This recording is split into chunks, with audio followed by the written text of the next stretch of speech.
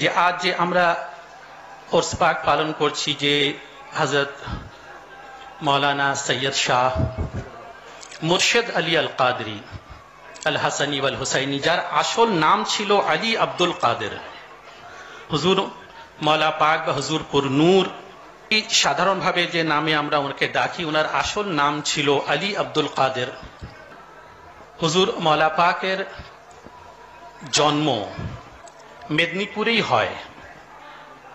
1852 খ্রিস্টাব্দতে মৌলা পাকের জন্ম, এবং 1901 সালে উনার তিরোধান হয়, যে তিরোধান দিবস পালন করছি আমরা, উরস পাক পালন করছি।